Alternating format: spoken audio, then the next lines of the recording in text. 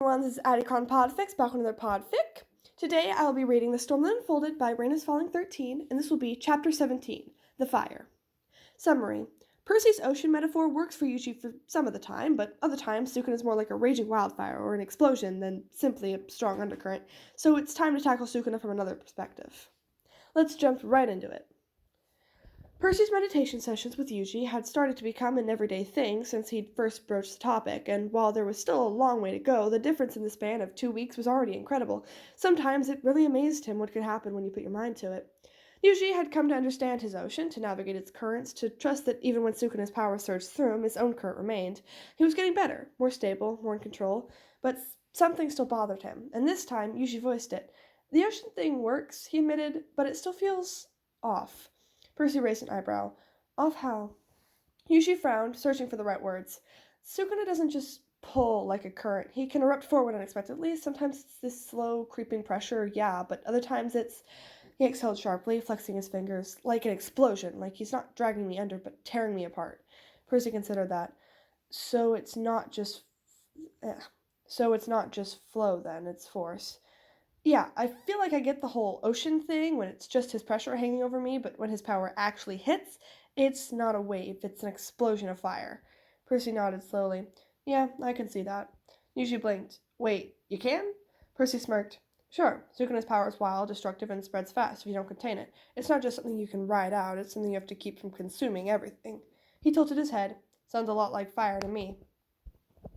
Yuji sat back. Huh. Okay, yeah, that makes sense. He exhaled. So, how do you control fire? Percy folded his arms. Well, first off, how don't you control fire? Yuji thought for a second. You don't let it spread too much. Right. Percy leaned forward. And if you're dealing with wildfires, Yuji hesitated. You put them out? Yeah, if you catch them early enough. But what if there's too many fires at once? Yuji frowned. Then it's uncontrollable. Exactly, Percy nodded. Fire is hungry. It spreads fast, eats everything in its path, and the more it consumes, the stronger it gets. If you try to put out one flame at a time, but the whole forest is already burning, he snapped his fingers. It all goes up in smoke. Yuji exhaled. So what am I supposed to do? Just let Sukuna burn? No, Percy said firmly, because fire isn't just destructive. People have used fire for thousands of years. It's dangerous, but it's also necessary. Yuji's brows furrowed. How? Percy gestured around them. Controlled burns, farmers use them to clear land, to get rid of old and make room for new growth. Firefighters start fires on purpose to stop bigger wildfires from spreading. If you burn the fuel before the fire gets to it, it loses power. Yuji sat up straighter. That's a thing? Yeah, fire isn't just about chaos, it's about control. People shape it, direct it, turn it to something useful. Percy tapped his fingers against his knee. We build forges to make weapons. We use fire to cook, to stay warm, to survive. The difference between a wildfire and a campfire is control. One destroys everything in its path, the other stays where it's meant to be. Yuji frowned. So, I have to contain Sukuna, keep him in one place. Percy shook his head. That's what you were trying to do before, and it won't work for long. You have to decide what kind of fire he is for you. He tilted his head. Right now, he's a wildfire, burning through you whenever he wants, but if you make him a forge or a campfire, then he becomes something you decide when and how to use. Yuji's stomach twisted. That sounds impossible. It's not. Percy's expression was steady. But it takes understanding fire. You don't fight fire by smacking it with a stick. You fight it by knowing how it works, what fuels it, how it moves, what makes it hotter, and what chokes it out. Yuji exhaled, rubbing his forehead like he had a headache forming. How does Sukuna's fire work? Percy nodded. That's the right question. What keeps him burning? What's the fuel? Yuji was quiet for a long moment. Me. Percy didn't answer. It was up to the teen to figure it out. Yuji's hands curled into fists. He needs me. He can't exist outside me. He's in my body, and I'm the thing keeping him alive. Percy leaned back. So, if that's true, who's really in control here? Yuji let out a slow breath. I am. Percy smirked. There you go. Silence stretched between them, then Yuji sighed, running a hand through his hair. You know, for a guy who just spent a week talking about water, you're awfully good at explaining fire. Percy grinned. What can I say? Water beats fire. Yuji groaned at the pun, flopping onto his back, but deep inside something clicked. Sukuna wasn't just a force to resist, he was a fire that could be mastered. For the first time, Yuji didn't feel like he was being consumed, but rather he felt like he was learning to wield the flames. The training field was empty except for the two of them. The sun was dipping low, the sky streaked with oranges and reds like embers cooling at the edge of a blaze. It felt right, the perfect time to test Yuji's control, to see if he could command the fire instead of just stamping it out. Yuji exhaled slowly, rolling his shoulders. All right, he muttered. Let's see if I can do this without burning everything down. Percy stood a few feet away, arms folded. His posture was relaxed, but his eyes were sharp, watchful. "You've got this," he said. "Just remember what we talked about. You're the one in control. The fire doesn't decide where it spreads. You do." Yuji nodded, then closed his eyes. He reached inward toward the burning presence always curled within him. It was like standing at the edge of a roaring inferno. Heat licked at his skin, and deep within he felt the familiar weight of Sukuna's presence.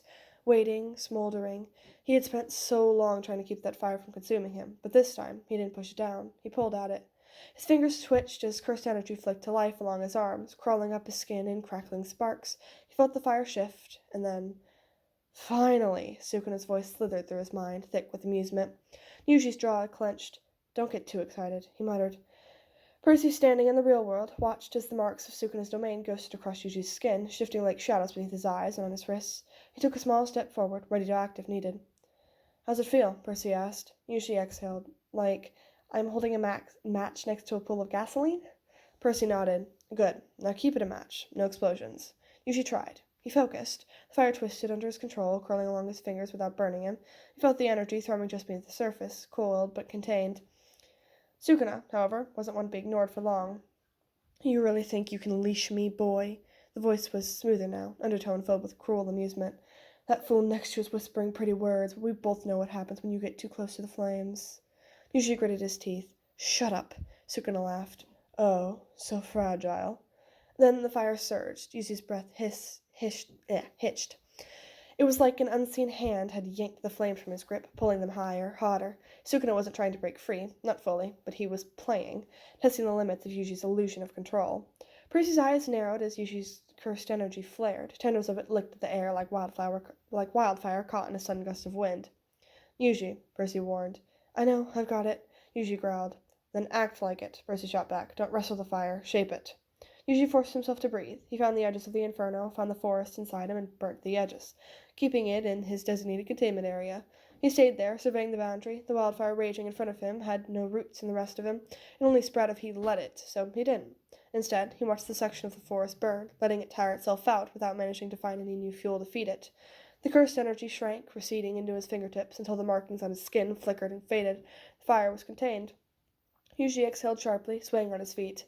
Percy smirked. "Told you. Your fire." Yuji wiped sweat from his forehead, catching his breath. "That was harder than I thought." "Oh, no doubt," Percy said, watching him closely. "But you did it, and now you know you can do it." Yuji nodded, but his mind was still tangled in what had just happened. The way Sukuna had reacted, not with anger, not with brute force, but with amusement. He was watching, testing. He had let Yuji win this round. That thought sent a chill down Yuji's spine. Percy seemed to sense his unease. "What's up?" Yuji hesitated. Then, quietly, he said, "I think Sukuna's letting me play my game. For now." Percy's expression didn't change, but something in his eyes sharpened. "You think he's humoring you?" Yuji nodded, like he's waiting, seeing what I'll do. Percy didn't answer right away. He glanced at the spot where Sukuna's markings had faded. Thoughtful. "Fire's funny like that," he murmured. "It likes being fed. Even when you think you've put it out, embers can smolder for hours, waiting for the right gust of wind." He looked back up, his expression serious. "The question is, when Sukuna does try to burn everything down, do you know how to stop him?" Yuji swallowed hard. He didn't have an answer for that, but he had taken the first step, and right now, that was enough. Chapter 18. Sewer Rats. The mission was straightforward on paper. A grade 2 curse had taken root in the abandoned sewer tunnels beneath an old shopping district. People reported strange noises at night, distant screams, distorted laughter echoing from the storm drains, the usual signs of a lingering semi-intelligent curse. A good, solid challenge for the first years. That was, of course, if the reports were accurate, which they often weren't. That was why Percy was here. "You'll be back up," Gojo had said, grinning like it was some kind of joke. "Think of it as a fun little exercise. You get to be the secret guardian angel." "Guardian angel," Percy had repeated flatly. "Exactly! But, spooky! Watch from the shadows, be mysterious, very on brand for you." He nodded seriously. Percy hadn't rolled his eyes. He'd gotten better at not reacting when Gojo was being Gojo, but he had pointedly ignored the man after that. Still, he agreed, not because he particularly wanted to, but because, for all their strength, the first years were still just that, first years, and Gojo wouldn't have asked him if he didn't think it was a real risk. So here he was. The three of them moved ahead, chatting quietly. Percy followed from a distance, his presence masked by more than just technique. Years of habit had trained him to move unseen, unheard, unnoticed. It was second nature by now.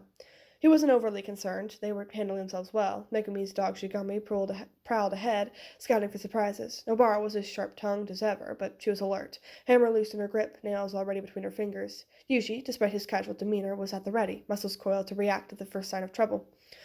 It looked like it would indeed be a simple enough mission for them, but Percy had long since learned not to trust first impressions. So, as they worked, he did too. Tiny wisps of water flickered through the complex. Sprites no bigger than fireflies darted through cracks and vents, slipping between rusted pipes and crumbling walls. Most found nothing to report, but most is not all. Some tickled him with murmurs of something deeper underneath the complex. He kept his focus on the sprite following the kids, and they were heading underground, an old sewer system, long since disconnected from the city's main lines. The water was mostly stagnant, though the drips of water at least meant they shouldn't be at risk of anything like flesh-eating bacteria. Percy exhaled through his nose, shifting against the cool concrete as he watched them descend towards the thing below. Something slow and patient, waiting, still. Given the grade 2 report, he left them to their mission. They could handle it, and he'd know the second something happened that changed that fact. Through the sprite, he watched them drop down the grate and wall their way through the shallow water, deeper into the tunnel system. The first sign of danger was a ripple, sudden, seemingly caused by nothing. It started slow, the surface of murky water trembling at their feet, spreading outward in slow, even rings. Then the current changed. What the? Nobara barely had time to react before the water surged, a tidal force slamming through the tunnel, knocking them off their feet. Megumi managed to grab onto a rusted pipe, fingers digging into corroded metal. Yuji twisted midair, one hand snapping out to grab Nobara before she was dragged away. For a moment, they struggled against it, fighting to regain control, and they were even making progress when the water, instead of easing as the flood passing through would, instead began to rise. It didn't behave like normal flooding. It wasn't a burst pipe or a bad drainage system. The water was alive with cursed energy, intent of drowning them. Megumi tried to summon a Shikigami. Its form flickered for barely a second before vanishing down by the overwhelming surge. Nobara's grip slipped, and Yuji was yanked further into the churning depths. Percy stayed still. He knew the exact moment they crossed the line, when the struggle shifted from difficult to impossible, when their fight turned into survival, and that was 3, 2, 1. He pulled himself into the sprite and appeared in the tunnel immediately yanking control of the water from the curse and suctioning off the area they were in. The three dropped to the ground, coughing and spitting up water. Breathing hard, the first year struggled upright, but managed to get to their feet. Percy frowned at the water that was stubbornly remaining in Nobara's lungs and moved one of his hands into a pulling motion, summoning the droplets from inside her. She stumbled, likely dizzy from the sensation, before recuperating admirably quickly. Percy stood at the edge of the tunnel, one foot resting on a higher ledge, arms crossed. "Having fun?" They all turned at once. They spared him a wide-eyed glance as he stood there calmly, water spinning wildly around them. Nobara, dripping wet, looked torn between relief and fury. Megumi was already eyeing him, sharp eyes flickering between him and the now dry section of the tunnel. Yuji just blinked. "You were here the whole time?" Percy smirked. "You were doing fine." "We were about to drown," Nobara snapped. "Which is why I stepped in." Percy shrugged. "You were doing well before that, though." Megumi wiped water from his face, expression unreadable. "So what? You were just watching?" "Shadowing," Percy corrected, as if it made a difference. Nobara made an outraged noise. "Are you kidding me?" Without letting her finish, Percy clenched his fists and forced the water back, revealing the curse, furious and frothing at the mouth. "How about you deal with that thing first, The trio immediately jumped into action, Yuji sprinting forward first, aiming a punch straight for the curse's head. The creature snarled, the water around it surging to life. Percy had released his control over it. They were hardly going to improve their skills if he babied them, but he would step in if they were about to drown again. A wave blasted upward between them, cutting Yuji off and forcing him back. Before he could recover, a tendril of water lashed out from the flood, snaking around his leg and yanking him off his feet. Megumi was already moving. Divine Dog. The moment his Shikigami materialized, the curse turned its attention to him. The water trembled, then shot forward in dozens of thin, needle-like streams. Megumi clicked his tongue and dropped low, rolling out of the way as the merged dog charged in. They snapped at the curse's limbs, forcing it to dodge. Nobara took the opening. "Gotcha!" She flung a handful of nails forward, hammer striking true, but just before impact the water shifted again, spiraling upward like a shield. The nails barely sank in before being swallowed entirely. "Tch," she scowled. "That's annoying." The curse didn't give her time to recover. The water beneath her feet surged, throwing her off balance as it rose, then collapsed down like a crushing wave. Yuji grabbed her and pulled her back just in time. "We need to cut off its control." Megumi's fingers snapped together. "Toad." The Shikigami erupted from the shadows, its tongue lashing out and coiling around the curse's midsection. It struggled, water thrashing violently in response. "Now!" Megumi shouted. Yuji didn't hesitate. He lunged forward, fist pulled back. The curse made one last attempt to defend itself, water spiraling into a dense, moving barrier, but Yuji didn't stop. His punch tore through the water, breaking the curse's body apart with a single clean hit. It let out a garbled shriek before dissolving completely. The water around them stilled. Percy, still standing on the ledge, exhaled softly. His gaze flickered towards Yuji, whose breathing was more labored than expected. Percy's smirk faded slightly. "You all right?" Yuji exhaled, rolling his shoulders. "Yeah, just didn't expect a whole damn ocean to drop on our heads." He shook out his arm, still dripping wet. "How'd you do that? The anti-drowning thing?" Percy lifted a brow. "Don't know what you're talking about. That was just pure luck. Quick knock to the curse's head is all it needed." Yuji snorted. "Right." Percy's expression remained relaxed, but his eyes swept over them again, checking for injuries. Just a little more subtly this time. They were wet, exhausted, but fine. That was what mattered. Megumi, still watching him closely, finally spoke. "And if we had gotten seriously hurt?" Percy shrugged. "Then I would have stepped in sooner. Unless you really need it, there's no point in babying you. And you learn best on the job, after all." There was a long beat of silence. Finally, Yuji huffed a quiet, disbelieving laugh. Megumi's expression didn't shift, but he didn't press the issue further. He wondered if that was because he experienced something similar with Gojo, who was the type, after all.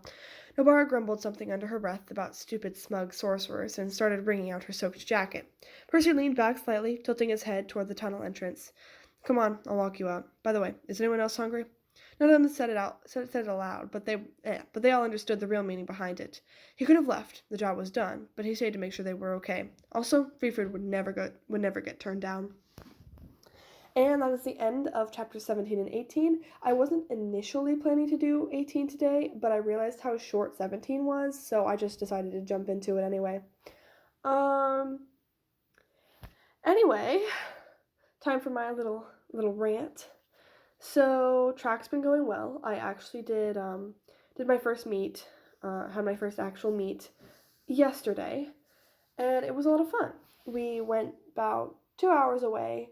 And I wasn't expecting to do any events, but my coach was like, "Hey, so what if you did the long jump in 200 today?"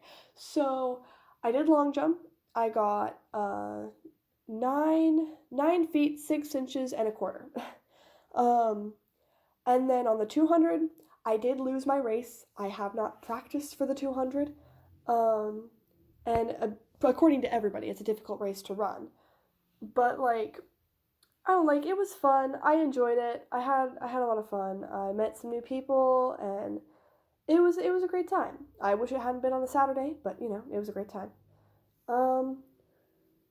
Also, I have a cosplay that I'm doing. It's Thanatos from specifically Hades, because I love Hades and I love Thanatos from Hades. Anyway, and I recently, actually today, I did it today. I'm not even gonna pretend it was any longer ago than today. But I got this, one of my friends gave me an actual metallic gold paint.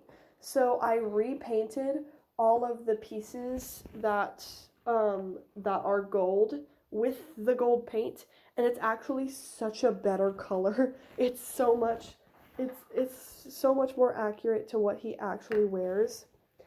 And I'm actually, very happy with it. Yeah, so, also my friend's another one of my friends, a different friend's birthday is on Wednesday, and so I need to get that done. And then me and my girlfriend's 2-year, I need to get my friend's birthday present done. Me and my girlfriend's 2-year is on April 16th. So I need to make something for her. And, yeah. So, kind of had a shitty week, but, it's fine. It ended well. I had a good end. So, yeah. That is all for today. Hope you all have a good night or day wherever you are. I hope you enjoyed the video, and I will see you in the next one. Bye!